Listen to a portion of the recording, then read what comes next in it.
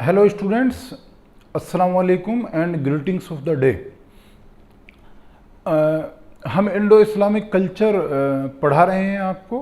कई लेक्चर्स हमारे हो चुके और आज हम उसी के कंटिन्यूएशन में जो हम पहले आपको पढ़ा रहे थे, यानी लाइफ ऑफ प्रॉफिट मोहम्मद सल्लल्लाहु अलैहि वसल्लम, ये हमारा टॉपिक चल रहा था, लाइफ ऑफ प्रॉफिट मोहम्मद सल्लल्लाहु अलैहि वसल्लम।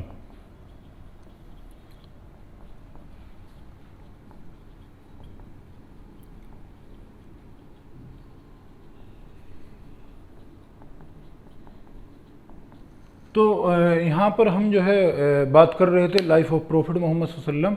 उनके नबी बनने के बाद मक्का की लाइफ हम डिस्कस कर चुके थे।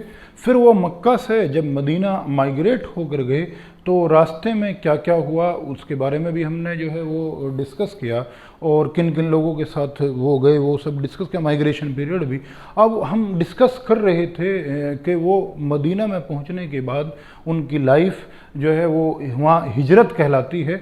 मदीना मक्का से माइग्रेट करने को जो वो हिजरत, वो इस्लाम में हिजरत बेसिकली पार्टिकुलरली उसी जो है के लिए इस्तेमाल किया गया है, यानी हज़रत मोहम्मद सल्लल्लाहु अलैहि वसल्लम का मक्का से मदीना चले जाना। यहाँ तक कि हिजरी कैलेंडर, जो हम हिजरी कैलेंडर यूज़ करते हैं या इस्लामिक तारीख़ जो चलती हैं वो उसी के मुताबिक चलती हैं। जैसे कि इस अभी 1442 1442 हिजरी चल रही है, इसका मतलब ये है कि ये 1442वां साल है जब प्रॉफिट मोहम्मद सल्लल्लाहु अलैहि वसल्लम मक्का से यसरिब गए थे, मक्का से मदीना माइग्रेट किए थे। तो ये 1442वां साल तब से अब चल रहा है। तो हमने 4 हिजरियाँ डिस्कस कर ली थी। 4 हिजरी में क्या क्या हुआ था, कौन सी लड़ाई हुई, 2 लड़ाइयाँ हो चुकी थी, मुसलमानों को जिहाद की परमिशन मिल गई थी, वहाँ पर जाकर जो है मुसलमान कैसे सेटल हुए, किन लोगों को जो है हज़रत मोहम्मद सल्लल्लाहु अलैहि वसल्लम ने अंसार का टाइटल दिया था, ये सब हम बात कर चुके थे। अब हम जो है वो 5th हिजरी की तरफ चलते हैं।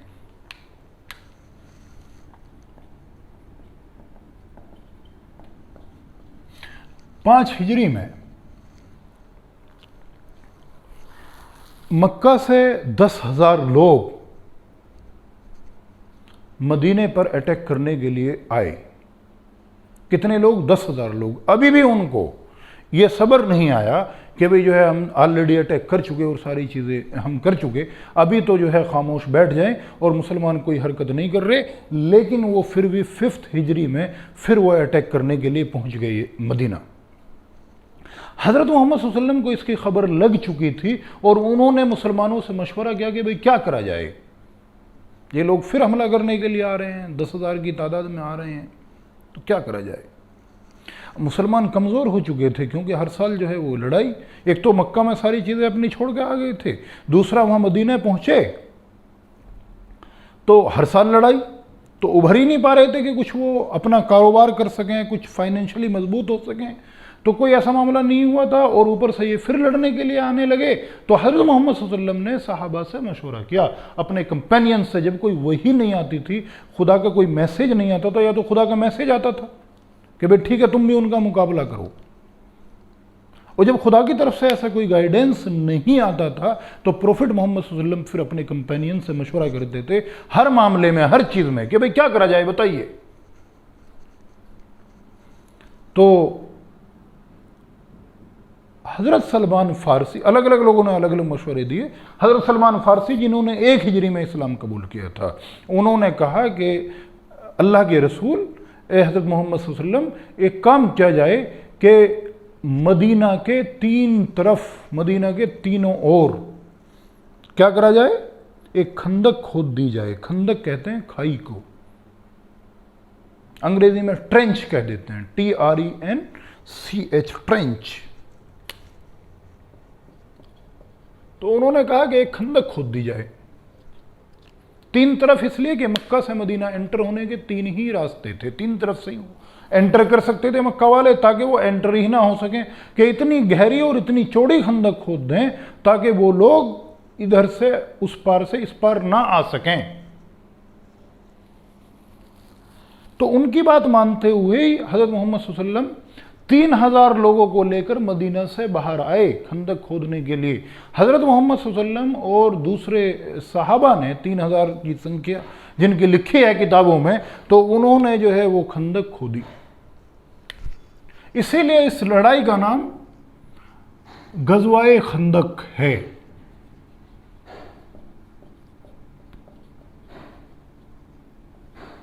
خندق، یا انگریزی میں کہہ دیتے ہیں بیٹل آف ٹرینچ،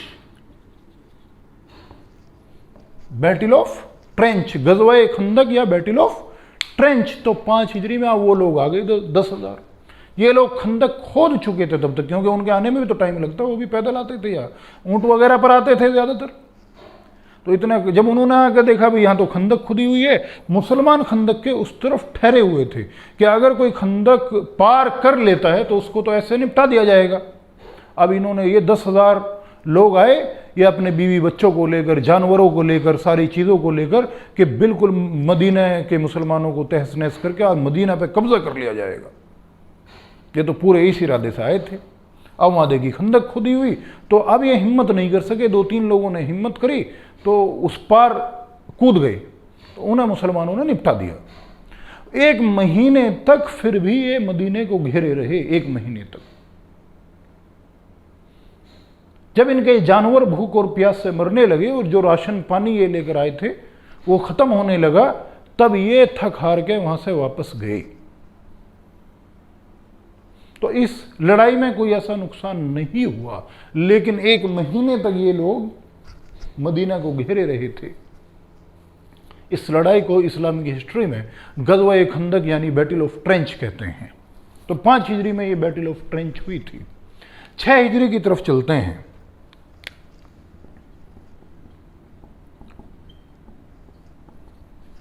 6 ہجری میں حضرت محمد صلی اللہ علیہ وسلم نے یہ ارادہ کیا کہ وہ مکہ جا کر عمرہ کریں گے، کیونکہ حضرت محمد صلی اللہ علیہ وسلم نے 6 ہجری میں ایک خواب دیکھا تھا، ایک سپنا دیکھا تھا کہ وہ مکہ جا رہے ہیں عمرہ کرنے کے لیے۔ جیسا حج ایک عبادت ہوتی ہے، ایسے ہی عمرہ بھی ایک عبادت ہوتی ہے۔ عمرہ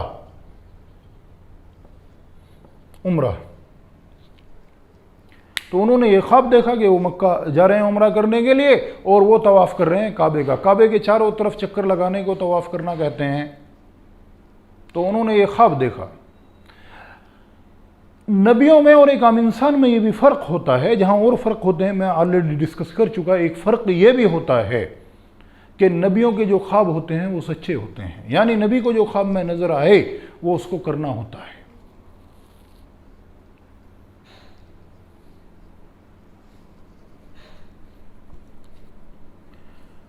تو صحابہ بھی یہ بات جانتے تھے، ان کے کمپینینز بھی یہ بات جانتے تھے۔ تو حضرت محمد صلی اللہ علیہ وسلم نے اگلے دن صحابہ سے اپنے خواب کے بارے میں بتایا کہ میں نے ایسا خواب دیکھا، تو صحابہ خوش ہوئے کہ اب ہم بھی حضرت محمد صلی اللہ علیہ وسلم کے ساتھ مکہ جائیں گے، ہم دوبارہ اپنے گھروں کو دیکھنے کا موقع ملے گا، کعبے کو دیکھنے کا موقع ملے گا، اپنے شہر میں گھومنے کا موقع ملے گا، طواف کرنے کا موقع ملے گا۔ تو بڑے خوش ہو گئے۔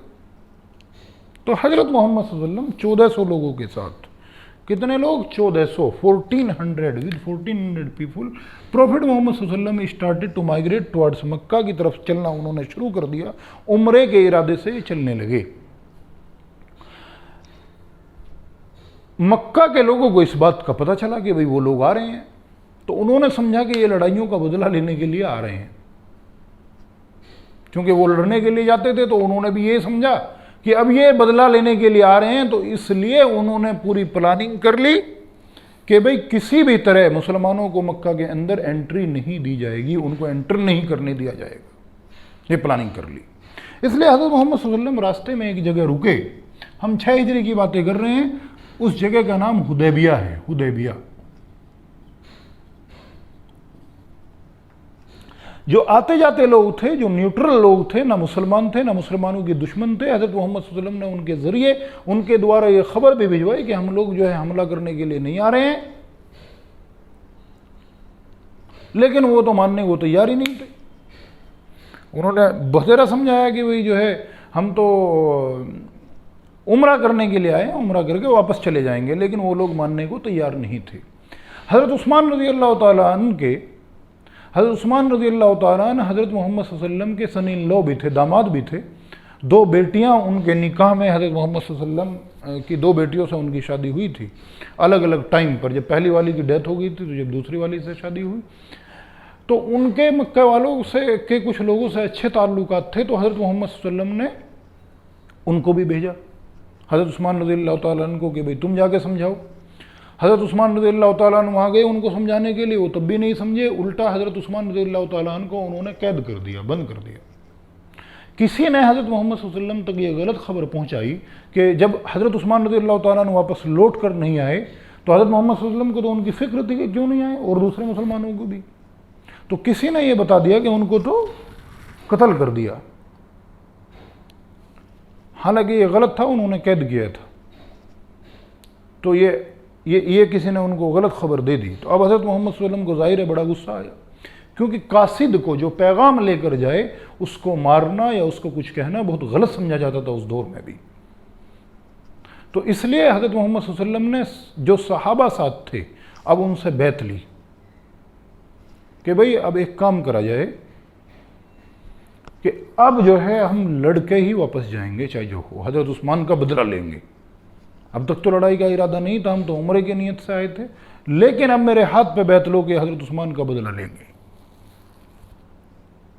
تو اس بیعت کہتے ہیں پلیج لینے کو، قسم لینے کو، بیعت۔ تو حضرت محمد صلی اللہ علیہ وسلم نے انہیں اپنے ہاتھ پہ بیعت لی ان کی، اور اس بیعت کا نام ہے بیعت رضوان، وہیں حدیبیہ میں بیعت رضوان یہ ہو۔ تو یہ لڑنے کے لیے تیار ہو گئے۔ جب مکے والوں کو پتہ چلا کہ وہ تو حضرت عثمان کی وجہ سے لڑنے کے لیے تیار ہوئے تو انہوں نے حضرت عثمان رضی اللہ تعالیٰ عنہ کو ترنت چھوڑ دیا۔ حضرت عثمان رضی اللہ تعالیٰ عنہ حدیبیہ میں واپس حضرت محمد صلی اللہ علیہ وسلم کے پاس آ گئے۔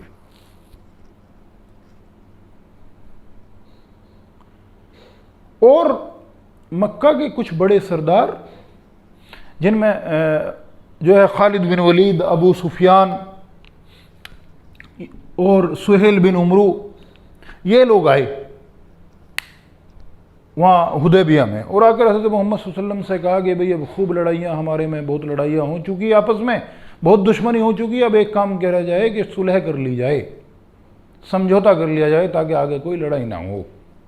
حضرت محمد صلی اللہ علیہ وسلم تو یہی چاہتے تھے کہ لڑائی نہ ہو، اور وہ تو سمجھوتے کے لیے ہر ٹائم تیار رہتے تھے۔ اس لیے ایک سمجھوتا ہوا جو اسلامک ہسٹری میں جو موسٹ امپورٹنٹ ٹریٹی ہے وہ ٹریٹی آف حدیبیہ ہے۔ اس ٹریٹی کا نام، اس سمجھوتے کا نام ٹریٹی آف حدیبیہ، کیونکہ وہ حدیبیہ میں ہوئی تھی۔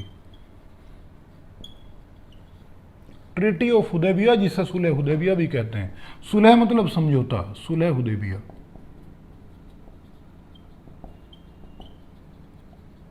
تو یہ سمجھوتا ہو گیا، حالانکہ اس سمجھوتے میں ایسی شرط رکھی، ساری شرطیں دشمنوں کی مان لی حضرت محمد صلی اللہ علیہ وسلم نے۔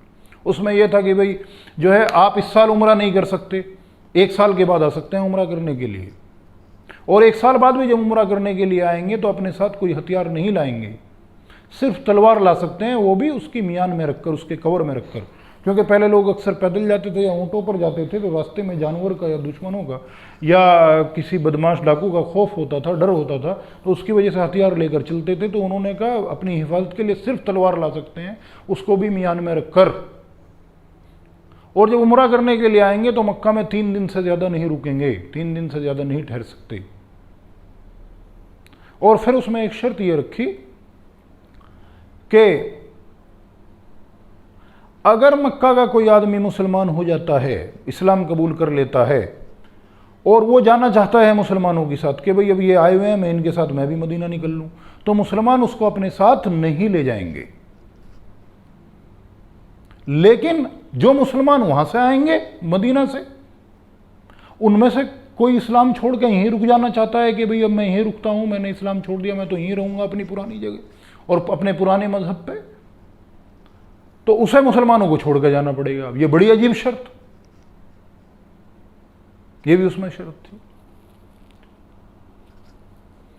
اور ایک یہ بھی شرط تھی کہ قریش کے علاوہ، کیونکہ مینلی وہ حضرت محمد صلی اللہ علیہ وسلم کے خاندان کے لوگ تھے، قریش کے لوگ جو دشمن تھے، انہوں نے کہا جو قبیلے ہیں جو نیوٹرل ہیں، نہ وہ مسلمانوں کے فیور انہوں نے کبھی کیا نہ ان کو یہ چھوٹ دی جائے گی، ان کے اوپر کوئی پریشر نہیں بنائے گا، نہ مسلمان نہ قریش کے لوگ۔ وہ اس سمجھوتے میں چاہے جس کا ساتھ دیں، چاہے وہ قریش کی طرف سے آ جائیں یا مسلمانوں کی طرف سے آ جائیں، وہ اس بارے میں فری رہیں گے، اور 10 سال تک آپس میں کوئی لڑائی نہیں ہوگی۔ یہ بھی شرط جو ہے اس میں تھی، تو ساری کنڈیشنز حضرت محمد صلی اللہ علیہ وسلم نے مان لی، حالانکہ بڑی ٹف کنڈیشنز تھیں. کچھ کنڈیشنز تو حضرت عمر رضی اللہ تعالیٰ عنہ جیسے صحابی بھی تھے جو کہ بہت بہادر، جن کی توتی بولی دنیا میں، جن کی انتہائی بادشاہت رہی بعد میں جب وہ خلیفہ بنے، لیکن پھر بھی حضرت محمد صلی اللہ علیہ وسلم نے سب کو سمجھایا اور وہ شرطیں مان لی. اب سمجھوتے کے مطابق ان کو واپس آنا تھا، اس میں یہ تھا کہ اس سال عمرہ نہیں کریں گے. تو جب یہ واپس آنے لگے تو قرآن کی ایک سورہ، ہم نے بتایا تھا کہ قرآن کے 114 پارٹس ہیں، ہر ایک پارٹ کو سورہ کہتے ہیں، ہر سورہ کا الگ الگ نام ہے. تو جب یہ وہاں سے حدیبیہ سے واپس مدینہ کے لیے چلنے لگے تو سورہ فتح نازل ہوئی. اس سورہ کا نام کیا تھا؟ فتح. فتح کہتے ہیں جیت کو، وکٹری کو. اس کی شروعات یہاں سے ہوتی ہے، اِنَّا فَتَحْنَا لَكَ فَتْحًا مُبِينًا، کہ خدا نے یہ کہا کہ آج ہم نے مسلمانوں کو کھلی جیت یعنی بغیر لڑائی کے جیتا دیا. مسلمان سمجھ نہیں پا رہے تھے کہ کیسے جیتا، کیسی جیت ہوئی ہے، اتنا دب کے تو ہم نے سمجھوتا کیا، یہ کیسی جیت ہوئی. لیکن خدا کی بہت ساری چیزیں ایسی ہیں جو انسان کو سمجھ میں نہیں آتی، اس وقت انسٹنٹلی سمجھ میں نہیں آتی. جیسے آدمی کا کسی کا بعض دفعہ کچھ نقصان ہو جاتا ہے تو اس کا کچھ دن بعد پتہ چلتا ہے کہ اچھا ہوا وہ ہو گیا، ورنہ اور پریشانی ہو جاتی، کیونکہ ہمارا دماغ، ہماری سوچ تو لمیٹڈ ہے.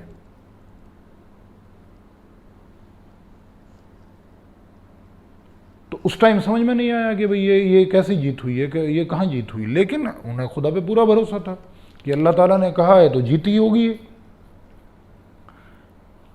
بہرحال تو یہ لوگ واپس آئے تو اس سمجھوتے کے کئی سارے فائدے ہوئے. اس کا ایک فائدہ تو یہ ہوا کہ پہلے مکہ کے لوگ مدینہ نہیں جا سکتے تھے، مدینہ کے لوگ مکہ نہیں جا سکتے تھے، مدینہ کے مسلمان لوگ، اور مکہ کے وہ قریش کے لوگ یہ مدینہ نہیں جا سکتے تھے کیونکہ دشمنی تھی آپس میں. اب جب سمجھوتا ہو گیا تو وہ ٹریڈ کے لیے، ویاپار کے لیے مکہ والے مدینہ جانے لگے، مدینہ والے مکہ جانے لگے. تو مکہ کے لوگ جب مدینہ جاتے تھے تو وہ مسلمانوں کے یہیں رکتے تھے، کیونکہ وہ مسلمان تو ہو گئے تھے لیکن تھے تو ان کے خاندان اور رشتہ دار والے.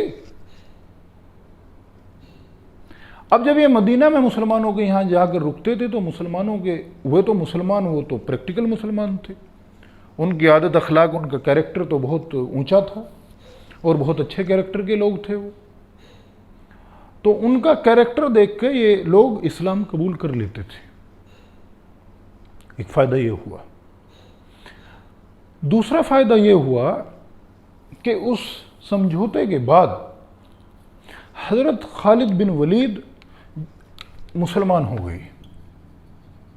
جب ان لوگوں نے حضرت محمد صلی اللہ علیہ وسلم کا یہ معاملہ دیکھا کہ یہ تو بالکل لڑنا نہیں چاہتے، یہ تو اتنے شریف آدمی ہیں کہ انہوں نے اتنا دب کے سمجھوتا کر لیا، حالانکہ ہم نے ان کے اوپر ایسے ایسے ظلم کیے، ہم نے جو ہے اتنی لڑائیاں کر لی وہاں جا کر، اور یہ انہوں نے پھر بھی ساری شرطیں مان کے سمجھوتا کر لیا. تو حضرت خالد بن ولید اور عمرو بن عاص رضی اللہ تعالیٰ عنہ، یہ دو بڑے صحابی ہیں، انہوں نے جو ہے اسلام قبول کر لیا اس کے صلح حدیبیہ کے بعد.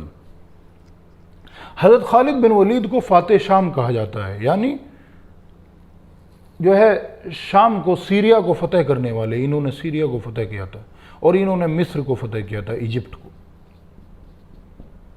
بعد میں. تو یہ فائدہ ہوا ایک. تو دوسرا فائدہ یہ تھا.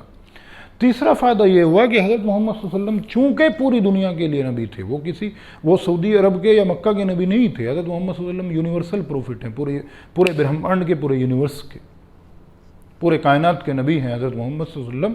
تو وہ تو دوسرے جو کنگڈم تھے ان کے بادشاہوں کو بھی اسلام کی طرف انوائٹ کرنا چاہتے تھے، لیکن لیٹرز آف انویٹیشن کیسے بھیجیں، کیسے ان کو انوائٹ کریں، کیونکہ مکہ والوں سے دشمنی چل رہی تھی. لیکن اب دشمنی ختم ہو گئی تو انہوں نے پھر جو ہے وہ لیٹرز بھیجنے شروع کیے ان لوگوں کے پاس بھی، دوسرے جو بادشاہوں کے پاس بھی انہوں نے لیٹرز بھیجنے شروع کیے. ہم یہیں سے 7 ہجری کی شروعات کرتے ہیں. تو 5-6 ہجری میں یہ چیزیں ہوئی، 7 ہجری کی طرف چلتے ہیں.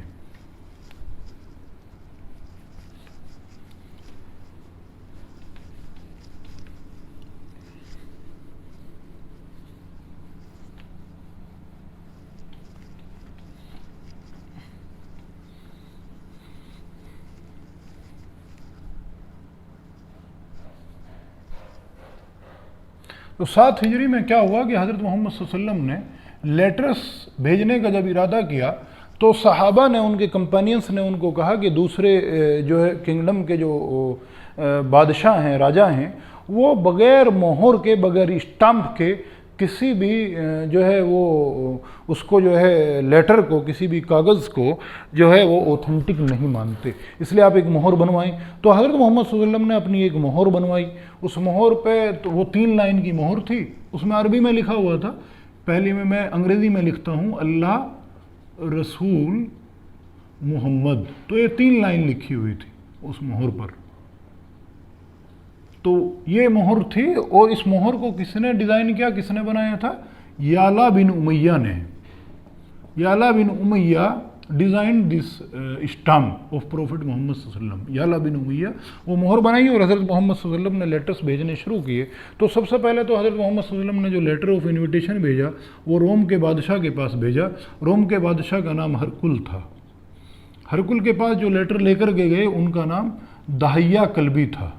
ان صحابی کا نام کیا تھا؟ دہیہ کلبی رضی اللہ تعالیٰ عنہ۔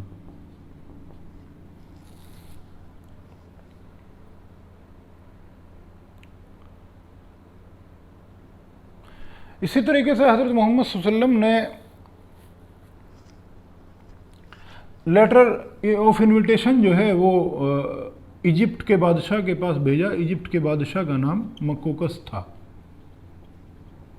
مکوکس کے پاس حضرت حاتب رضی اللہ تعالیٰ عنہ لیٹر لے کر گئے۔ اسی طریقے سے حبشہ کے بادشاہ کا نام جو ہے وہ نجاشی تھے، ابھی بھی حبشہ کے بادشاہ۔ ان کے پاس جو لیٹر لے کر گئے وہ حضرت عمرو بن امیہ رضی اللہ تعالیٰ عنہ لے کر گئے۔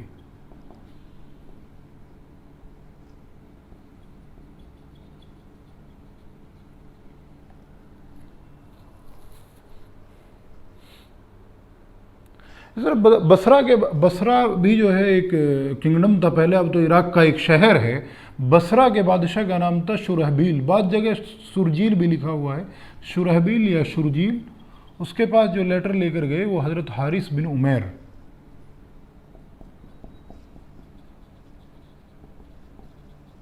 حارث بن عمیر رضی اللہ تعالیٰ عنہ۔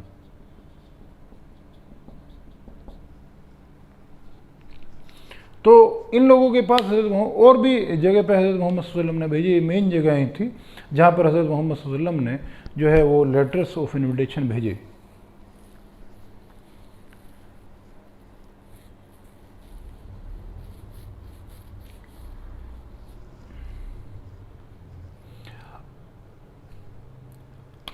اسی طریقے سے ایران ایک اور لکھ لیجئے، ایران کے بادشاہ کا نام تھا خسرو پرویز۔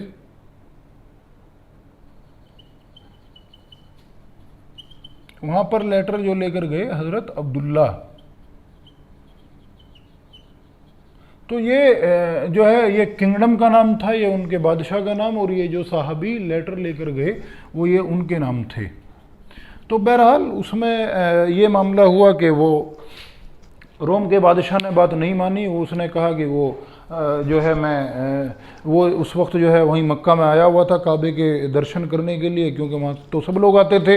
تو حضرت دہیہ کلبی نے وہیں جا کر لیٹر دیا، اس نے کہا کہ میں پہلے روم واپس جاتا ہوں اور وہاں جا کر اپنے جو ہے درباری لوگوں سے، اپنے جو ہے چیلوں سے جو ہے کہوں گا، اور اس کے بعد پھر میں آؤں گا وہاں مدینہ۔ لیکن اس کے چیلے ویلے سب ناراض ہو گئے، جب اس نے جا کے وہاں بتایا، اس کے منتری سنتری سب ناراض ہو گئے، تو اس نے پھر اسلام قبول نہیں کیا۔ ایجپٹ کے بادشاہ کا نام مکوکس تھا۔ وہاں تو حضرت حاتب رضی اللہ تعالیٰ عنہ جب وہاں لیٹر لے کر گئے تو مکوکس بڑے خوش ہوئے حضرت محمد صلی اللہ علیہ وسلم کا لیٹر دیکھ کر، اور انہوں نے اس کو چوما اور دل سے لگایا، اور اس کو بہت ہی قیمتی باکس بنوا کر اس میں رکھا اس لیٹر کو۔ اور حضرت انہوں نے اسلام قبول تو نہیں کیا مکوکس نے، لیکن اس کا لیٹر کی کافی عزت کری، اور حضرت محمد صلی اللہ علیہ وسلم کے لیے بہت سارے گفٹ بھیجے، جن میں ایک اپنی اس کی حضرت حاتب رضی اللہ اس کی مکوکس کی ایک باندی بھی تھی، باندی مطلب اور لیڈیز غلام، جن کا نام تھا حضرت ماریا قبطیہ۔ ان کو حضرت محمد صلی اللہ علیہ وسلم کے لیے بھیجا خاص طور سے کہ آپ ان سے شادی کر لیں۔ تو حضرت محمد صلی اللہ علیہ وسلم نے ماریا قبطیہ، تو ان سے شادی کر لی تھی حضرت ماریا قبطیہ سے۔ انہی سے جو حضرت محمد صلی اللہ علیہ وسلم کے ایک بیٹے جو سب سے چھوٹے بیٹے تھے حضرت ابراہیم، وہ انہی سے پیدا ہوئے تھے۔ حضرت محمد صلی اللہ علیہ وسلم کے 3 بیٹے تھے، حضرت قاسم، حضرت عبداللہ اور حضرت ابراہیم۔ تو حضرت قاسم اور حضرت عبداللہ یہ تو پہلی جو ان کی وائف تھی حضرت خدیجہ، ان سے پیدا ہوئے تھے، 4 بیٹیاں ان سے پیدا ہوئی تھیں، اور باقی اگر کوئی اولاد ہوئی تو حضرت ماریہ قبطیہ سے ہوئی، ان کا نام ابراہیم تھا۔ تو ان کو کس نے بھیجا تھا؟ مکوگس نے، جو ایجپٹ کے بادشاہ تھے۔ حبشہ کے بادشاہ کا نام نجاشی تھا۔ نجاشی کے پاس بھی جب حضرت عمرو بن امیہ لیٹر لے کر پہنچے تو وہ بڑے خوش ہوئے، اور انہوں نے بھی لیٹر کو بڑے جو ہے عزت دی، اور انہوں نے یہ اسلام قبول کر لیا، اور یہ کہا کہ اگر میرے اندر اب اتنی ہمت، وہ بوڑھے ہو چکے تھے، کہ میرے اندر اب اتنی ہمت طاقت ہوتی کہ میں وہاں مدینے تک جا سکتا تھا تو میں ضرور حضرت محمد صلی اللہ علیہ وسلم سے ملتا، لیکن میرے اندر اب ہمت نہیں کہ میں وہاں تک پہنچ سکوں، تو اس لیے انہوں نے اسلام تو قبول کر لیا، لیکن حضرت محمد صلی اللہ علیہ وسلم سے وہ نہیں مل پائے۔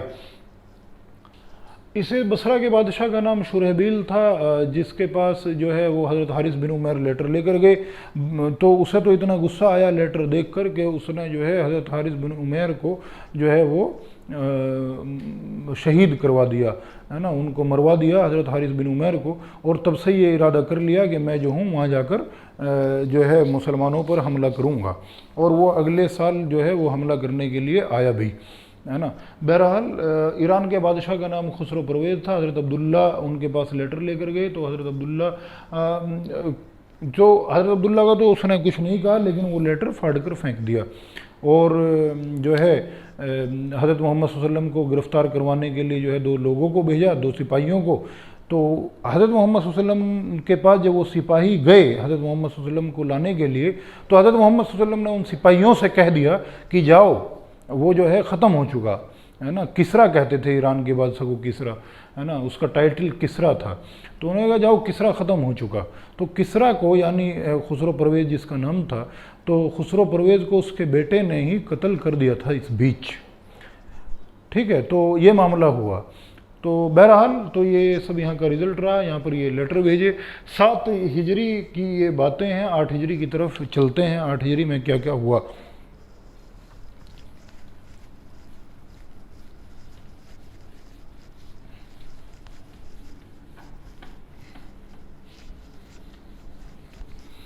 ہم 7 ہجری سے 8 ہجری کو جوڑیں گے۔ ہم کوشش یہ کر رہے ہیں، ہم نے ابھی تک یہی کوشش کری کہ 1 ہجری کو ہم دوسری ہجری سے جوڑ کر بتائیں، تاکہ آپ کو بھی آسانی رہے، اور ایک جو ہے کرونولوجیکل آرڈر میں جب ہم چیزوں کو پڑھیں گے تو یاد بھی رہتی ہیں۔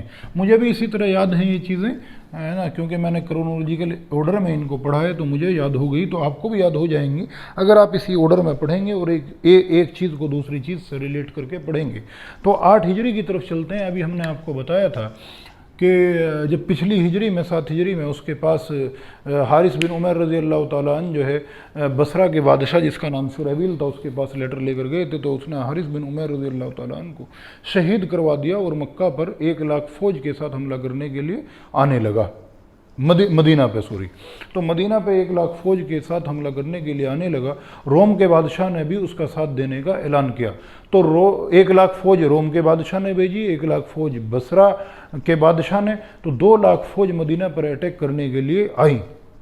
اب ان کا مقابلہ کرنے کے لیے حضرت محمد صلی اللہ علیہ وسلم نے کتنے لوگوں کو بھیجا؟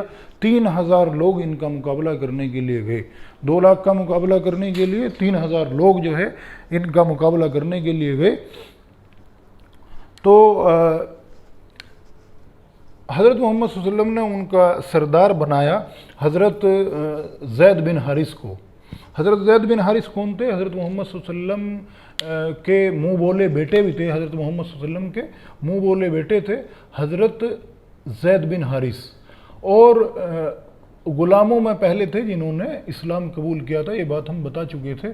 تو ان کو ہی حضرت محمد صلی اللہ علیہ وسلم نے لیڈر بنایا، کہ اس لیے اس لڑائی کا نام بیٹل آف موتا ہے۔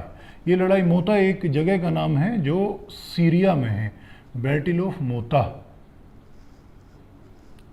تو موتا اس لیے رکھا، بھی میں بتاؤں گا اور آگے۔ تو زید بن حارث کو سردار بنایا کہ یہ سردار رہیں گے مسلمانوں کے اس لڑائی میں، اور جب یہ شہید ہو جائیں تو حضرت جعفر بن ابو طالب سردار رہیں گے۔ کون جعفر بن ابو طالب؟ ابو طالب کے بیٹے، جنہوں نے حبشہ کے بادشاہ نجاشی کے سامنے تقریر کری تھی جب مسلمان مکہ سے حبشہ گئے تھے۔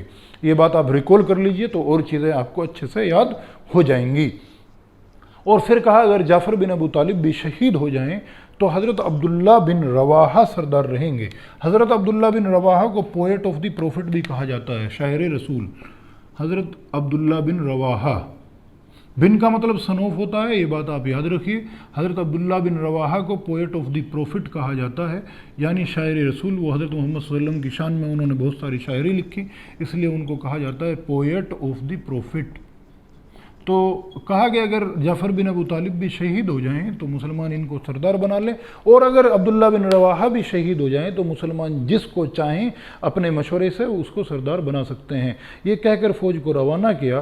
جب یہ لوگ جو ہے پہنچے تو سیریا سے نکل کے ہی وہاں روم کی طرف بڑھنا تھا، بصرہ کی طرف، اور دونوں فوجوں کا ملاپ کہاں پر ہوا؟ موتا میں۔ موتا سیریا میں ہے شہر۔ یہاں پر گھماسان لڑائی ہوئی، حضرت زید بن حارث شہید ہوئے، اور لوگ بھی ہوئے لیکن سردار شہید ہو گئے۔ اس کے بعد حضرت جعفر بن ابو طالب سردار بنے، وہ بھی شہید ہو گئے۔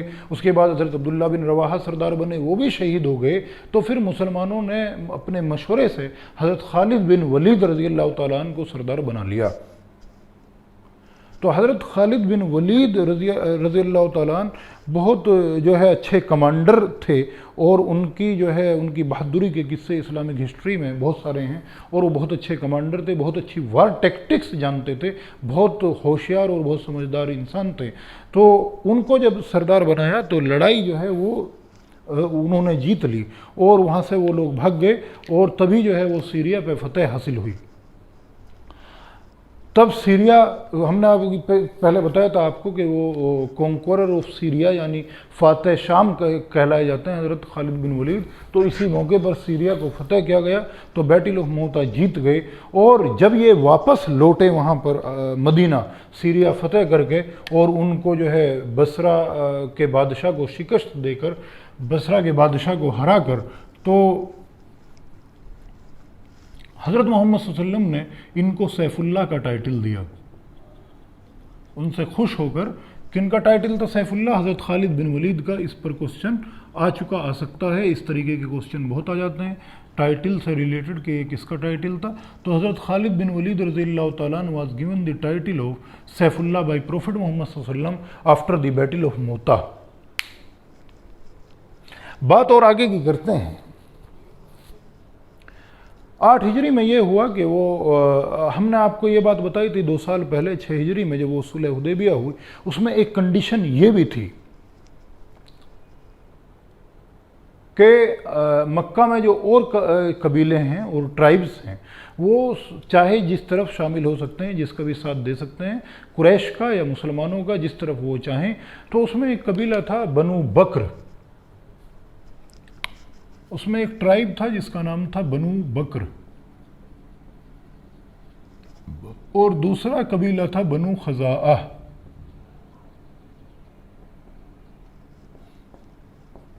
تو بنو بکر اور بنو خزاعہ، تو بنو بکر نے قریش کا ساتھ دیا تھا، بنو بکر قریش کا ساتھی تھا، اور بنو خزاعہ مسلمانوں کا ساتھ دیا تھا سمجھوتے میں،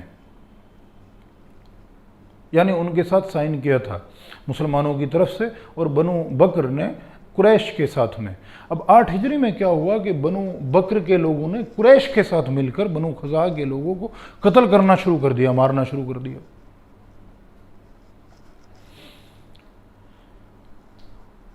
40 لوگ بنو خزاعہ کے کسی طریقے سے جان بچا کر مدینہ پہنچے حضرت محمد صلی اللہ علیہ وسلم کے پاس، اور آ کر ان کو پورے ظلم کی داستان سنائی کہ کیسے کیسے جو ہے ان کو ٹورچر کیا گیا، کیسے کیسے ان کو مارا جو ہے قریش کے اور بنو بکر کے لوگوں نے۔ ظاہر ہے کہ اس پر حضرت محمد صلی اللہ علیہ وسلم کو بہت غصہ آیا، اور انہوں نے تبھی مکہ پہ حملہ کرنے کا ارادہ کر لیا کہ اب جو ہے قریش سے بدلہ لیا جائے گا، کہ انہوں نے جو ہے وہ سمجھوتا کیسے توڑا۔ قریش نے سمجھوتا توڑنے کا اعلان کر دیا تھا، معاہدہ توڑنے کا، کیونکہ اسلام میں قرآن میں جو ہے جو وعدہ کر کے توڑ دے، معاہدے کو توڑے، اس کی سزا قتل ہے۔ تو انہوں نے جو ہے حضرت محمد صلی اللہ علیہ وسلم نے جو ہے یہ ارادہ کیا، اور ان کا فیور کرنے کے لیے، کیونکہ بنو خزاعہ نے حضرت محمد صلی اللہ علیہ وسلم کا ساتھ دیا تھا سمجھوتے میں، تو اس لیے بنو خزاعہ کی مدد کے لیے اور ان کا بدلہ لینے کے لیے حضرت محمد صلی اللہ علیہ وسلم 10,000 لوگوں کے ساتھ مکہ کی طرف چل دیے، 10,000 لوگوں کے ساتھ مکہ کی طرف روانہ ہو گئے۔ مکہ سے پہلے ہی ایک جگہ ہے، اس جگہ کا نام ہے مر الزہران۔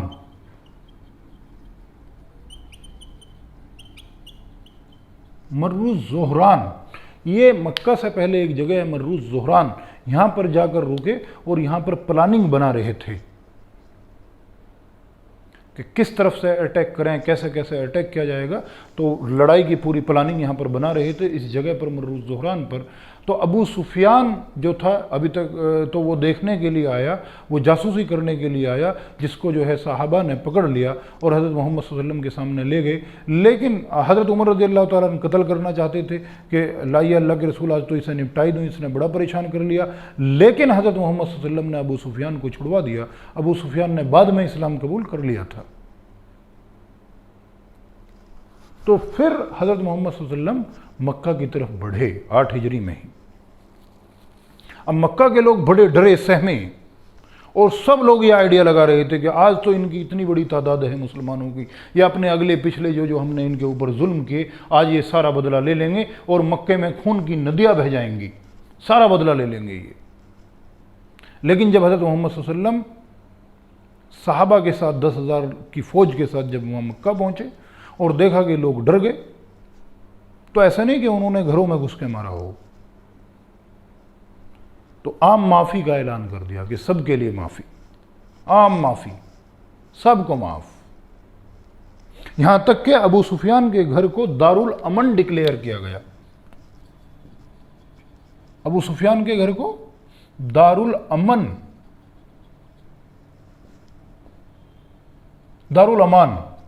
دارالامان یعنی جو دارال کہتے ہیں سینٹر کو، یعنی یہ امان کا سینٹر ہے، یعنی معافی کا، کہ جو ان کے گھر میں گھس جائے گا وہ معاف۔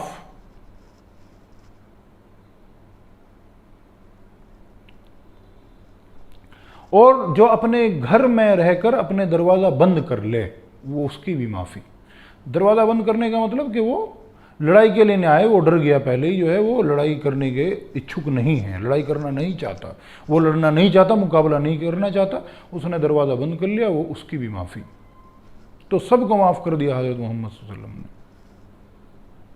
اور پھر وہ کعبے میں پہنچے، کعبے کے پاس، اور کعبے کا طواف کیا حضرت محمد صلی اللہ علیہ وسلم نے اپنی اونٹنی پر بیٹھ کر اور گردن جھکائے ہوئے۔ یہ نہیں کہ بہت اب تو مکے والے سب میرے سے ڈر گئے اور مکہ بھی ہمارے ہاتھ میں آ گیا، یہاں تک کہ حضرت محمد صلی اللہ علیہ وسلم نے اس ہندا کو بھی معاف کر دیا جس نے حضرت محمد صلی اللہ علیہ وسلم کے چچا کا کلیجہ چبایا تھا۔ حالانکہ کتنا دکھ ہوا حضرت محمد صلی اللہ علیہ وسلم کو اس طرح اپنے چاچا کی یہ حالت دیکھ کر لاش کی۔ حضرت محمد صلی اللہ علیہ وسلم بہت جو ہے دہاڑ سے روئے تھے، بہت جو ہے غم تھا اپنے چاچا کا، لیکن پھر بھی اس ہندا کو بھی معاف کیا۔ حضرت محمد صلی اللہ علیہ وسلم کا کیریکٹر ایسا تھا۔ اس وحشی کو بھی معاف کر دیا جس نے حضرت محمد صلی اللہ علیہ وسلم کے چاچا حضرت حمزہ کو قتل کیا تھا، اس کو بھی معاف کر دیا کہ چل سب معاف۔ ابو سفیان کو بھی معاف کر دیا۔ ابو جہل کا بیٹا جس کا نام اکرمہ تھا ان کو بھی معاف کیا، انہوں نے بھی بڑے جو ہے مسلمانوں کو ستایا، مسلمانوں کو پریشان کیا۔ اکرمہ بن ابو جہل، وحشی، ہندا، یہ تو کئی دن کے بعد آ کر ملے حضرت محمد صلی اللہ علیہ وسلم کے سامنے آئے معافی مانگنے کے لیے۔ باقی لوگوں نے تو تبھی معافی مانگ لی تھی، لیکن یہ کئی دن بعد آئے اور انہوں نے آ کر کہا کہ اللہ کے رسول، ہمیں یہ بات سمجھ نہیں آ رہی تھی کہ ہم آخر کیا منہ لے کر جائیں آپ کے سامنے، کہ ہم نے ایسے ایسے ظلم آپ لوگوں کے ساتھ کیے اور آپ نے ایک جھٹکے میں معاف کر دیا، ایک بات کہہ کے کہ سب کی معافی۔ تو اس لیے ہم آپ کے پاس نہیں آ پا رہے تھے کہ کیسے آنکھ ملائیں گے آپ سے، کیسے آپ کا سامنا کریں گے۔ لیکن پھر بھی ہم نے سوچا کہ نہیں، کہیں ایسا نہ ہو کہ آپ یہاں سے نکل جائیں اور ہم ایسے کہ ایسے ہی رہ جائیں، کہ آپ ہمیں معاف نہ کریں اور آپ چلے جائیں۔ اس لیے ہم ابھی بھی اس لیے آئے، ورنہ ہی تو ہمارا جو ہے وہ اتنی ہمت نہیں ہو رہی تھی کہ آپ کا سامنا کرنا پڑے۔ اور انہوں نے پھر اسلام قبول کیا، ہندا نے بھی، وحشی نے بھی، اکرمہ ابو جہل کے بیٹے اکرمہ نے بھی۔ ابو سفیان تو کر ہی چکے تھے، حالانکہ یہ وہ لوگ تھے، اکرمہ بن ابو جہل، ہندا، وحشی، ابو سفیان، یہ لوگ یہ کہتے تھے کہ ہم جو ہے پہاڑوں سے کود کر مر جائیں گے، سمندر میں چھلانگ لگا دیں گے، لیکن کبھی اسلام قبول نہیں کریں گے۔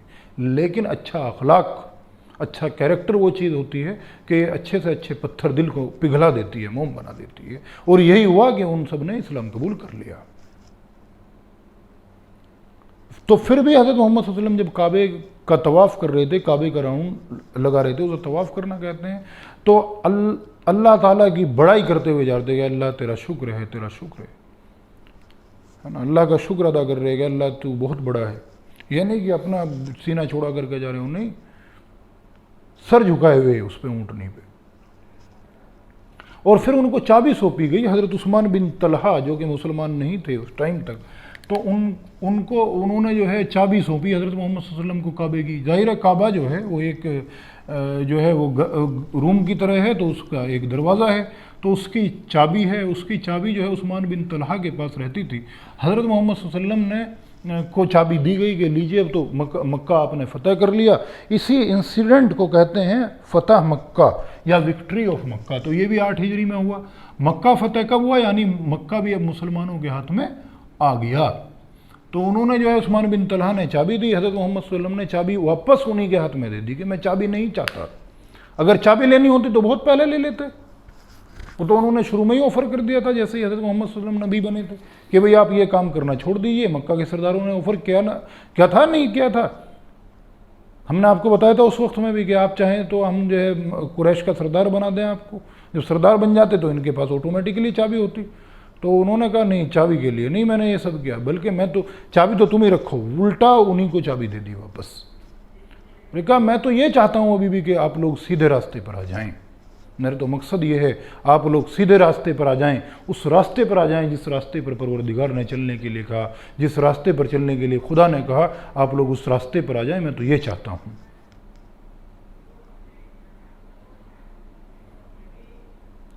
تو چابی انہی کو واپس دے دی، اور آج تک انہی کتابوں میں لکھا ہے کہ انہی کے خاندان پر، انہی کی جنریشن پہ، عثمان بن طلحہ کی جنریشن پہ ہی چابی رکھی ہوئی چلی آ رہی ہے۔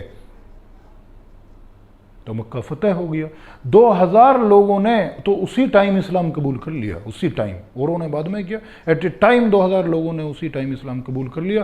حضرت محمد صلی اللہ علیہ وسلم کا اتنا بڑا دل دیکھ کر اور اتنا ان کا کیریکٹر دیکھ کر حضرت محمد صلی اللہ علیہ وسلم کے سامنے 2000 لوگوں نے اسلام قبول کیا اور ان سے معافی مانگی۔ اب بات اور آگے کی طرف کرتے ہیں۔ ہم نے آپ کو یہ بات بتائی تھی کہ 619 AD میں حضرت محمد صلی اللہ علیہ وسلم طائف گئے تھے۔ طائف ایک شہر کا نام ہے جو مکہ کے پاس ہے، ایک شہر، اس شہر کا نام طائف ہے۔ وہاں پر حضرت محمد صلی اللہ علیہ وسلم کے ساتھ بدسلوکی ہوئی تھی۔ ان لوگوں نے بجائے بات ماننے کے کچھ شرارتی لڑکوں کو پیچھے لگا دیا تھا، جنہوں نے حضرت محمد صلی اللہ علیہ وسلم کو گالیاں بکی اور اتنے پتھر مارے کہ ان کے دونوں جوتوں میں خون بھر گئے تھے۔ لیکن حضرت محمد صلی اللہ علیہ وسلم نے ان کے لیے پھر بھی دعائیں کری تھی۔ اب طائف والوں کو پتہ چلا کہ مکہ فتح کر لیا حضرت محمد صلی اللہ علیہ وسلم نے اور مسلمانوں نے، تو انہوں نے خود بخود یہ آئیڈیا لگایا، کیونکہ چور کے داڑھی میں تنکا، تو انہوں نے خود بخود یہ آئیڈیا لگایا کہ اب تو حضرت محمد صلی اللہ علیہ وسلم کے جو ہے وہ مکہ فتح کر لیا اور ہم لوگوں نے بھی ان کے اوپر بڑے ظلم کیے، اب ہمارا نمبر ہے، اب یہ جو ہے ہمارے اوپر آ کر حملہ کریں گے۔ تو ثقیف کے لوگوں نے، وہ قبیلہ ثقیف مین قبیلہ تھا، وہاں آؤٹر ایریا میں حوازن قبیلہ رہتا تھا، تو ان لوگوں نے یہ سوچ لیا کہ اب یہ ہمارے سے بدلہ لیں گے۔ تو ان لوگوں نے پھر یہ ڈیسائیڈ کیا کہ اس سے پہلے کہ یہ ہمارے اوپر آ کر حملہ کریں، ہم ہی چل کر ان کے اوپر حملہ کر دیتے ہیں۔ اس سے پہلے کہ یہ ہمارے اوپر آ کر حملہ کریں، ہم ہی چل کر ان کے اوپر حملہ کر دیتے ہیں، ان کو ختم کر دیتے ہیں۔ تو یہ انجان ہوں گے اس بات سے، تو یہ جو ہے ہم آسانی سے ان کو جو ہے ہرا دیں گے، ورنہ یہ یہاں آ کر حملہ کریں گے۔ اب حضرت محمد صلی اللہ علیہ وسلم تو واپس جانا چاہتے تھے وہاں پر مدینہ، اور اب حضرت محمد صلی اللہ علیہ وسلم کو اس بات کا علم ہوا، اس بات کی خبر ملی کہ وہ تو جو ہے وہ طائف والے یہ پلاننگ کر رہے ہیں۔ تو حضرت محمد صلی اللہ علیہ وسلم 12,000 لوگوں کو لے کر طائف کی طرف گئے۔ 12,000، 10,000 جو وہاں سے آئے تھے مدینہ سے ساتھ میں مسلمان، 2,000 یہ نئے مسلمان تھے جو مکہ میں اس وقت مسلمان ہوئے تھے۔ تو 12,000 کی فوج کے ساتھ وہاں گئے ان کے مقابلہ کرنے کے لیے۔ ہم نے آپ کو بتایا تھا کہ وہ طائف جو ہے وہ پہاڑوں کے بیچ میں ہے، ان پہاڑ کا نام حنین ہے، اس لیے وہ جو لڑائی وہاں پر ہوئی اس لڑائی کو کہتے ہیں غزوہ حنین۔ اس لڑائی کا کیا نام ہے؟ غزوہ حنین. یہ بھی 8 ہجری میں ہوئی ہے یہ لڑائی.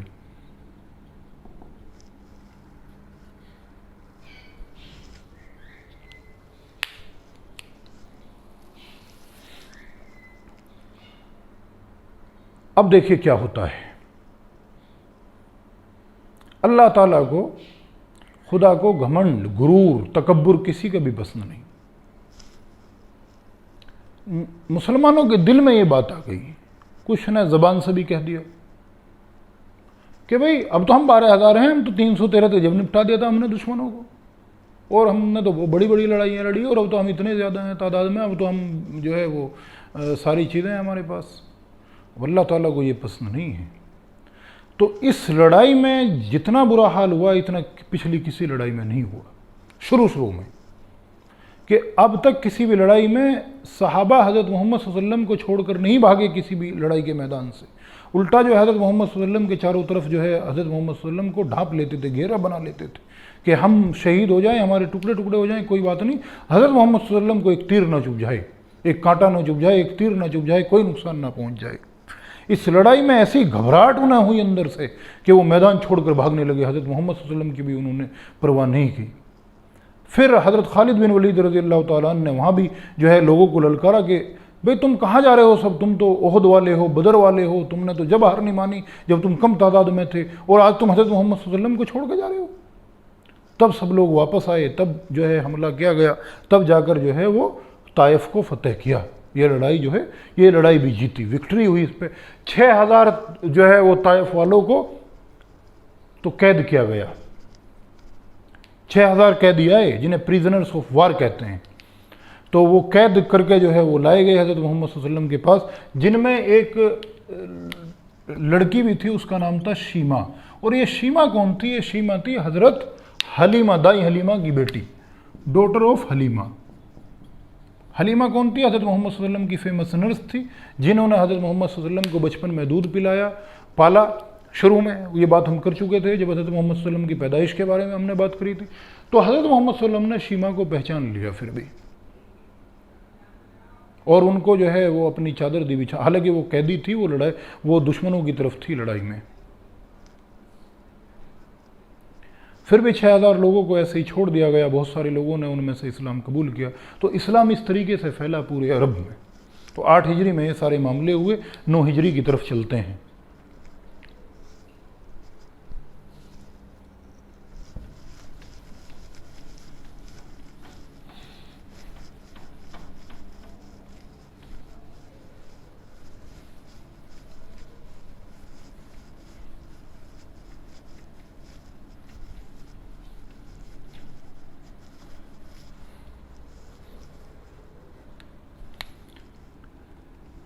نو ہجری میں حج فرض ہوا. یہ ہم بات آپ کو بتا چکے تھے. تو جب حج فرض ہو گیا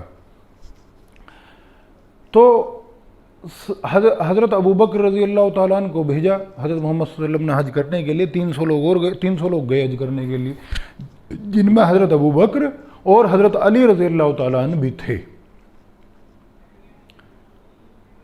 9 ہجری میں ہی نجاشی کی ڈیتھ ہوئی.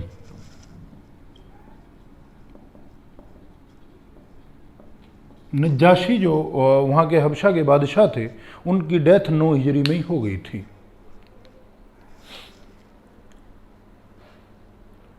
میں نے یہاں اس لیے ذکر کیا کیونکہ نجاشی کا رول بڑا امپورٹنٹ رہا اسلام کے شروع میں. ایک تو انہوں نے مسلمانوں کا ساتھ دیا جب 615 AD میں مسلمان وہاں مائیگریٹ کیے تھے، اور دوسرے انہوں نے حضرت محمد صلی اللہ علیہ وسلم کیا لیٹر ملتے ہی اس کو بڑے ادب سے رکھا اور اسلام بھی قبول کر لیا تھا. تو جب ان کی ڈیتھ ہوئی تو حضرت محمد صلی اللہ علیہ وسلم نے ان کی جنازے کی نماز بھی پڑھائی تھی ان کی ایبسنس میں. اسے غائبانہ جنازے کی نماز کہتے ہیں. تو ان کی ڈیتھ بھی اسی سال ہو گئی تھی 9 ہجری میں. 9 ہجری میں حضرت محمد صلی اللہ علیہ وسلم نے ایک مسجد کو توڑا. دیکھیے ایک مسجد بھی توڑی حضرت محمد صلی اللہ علیہ وسلم نے. اس مسجد کا نام تھا مسجد زرار.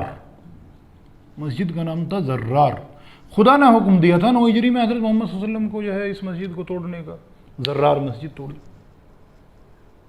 یہ مسجد کس نے بنوائی تھی؟ یہ مسجد منافقوں نے بنائی تھی. منافق کس کو کہتے ہیں؟ انگریزی میں ہائپوکرائٹس کہتے ہیں. منافق، ہپوکرائٹس. تو مدینہ میں بہت منافق بھی ہو گئے تھے، یعنی جو دکھاتے تو یہ تھے کہ ہم مسلمان ہیں لیکن اندر سے مسلمانوں سے دشمنی رکھتے تھے، تو انہوں نے ایک مسجد بھی بنا لی تھی وہاں مدینہ میں مسلمانوں کو گمراہ کرنے کے لیے، مسلمانوں کے خلاف پلاننگ کرنے کے لیے۔ اس مسجد کا نام زرار تھا، جس کی خبر وحی کے ذریعے، یعنی خدا نے اپنے سندیش کے ذریعے حضرت محمد صلی اللہ علیہ وسلم کو دی اور یہ کہا کہ اس مسجد کو توڑو، تو 9 ہجری میں حضرت محمد صلی اللہ علیہ وسلم نے اس مسجد کو توڑ دیا، گرا دیا۔ بہرحال یہ 9 ہجری کی باتیں تھی، ہم یہیں سے بات اور آگے کنٹینیو کریں گے 9 ہجری سے نیکسٹ کلاس میں۔ تب تک کے لیے اللہ حافظ، best wishes, thank you very much.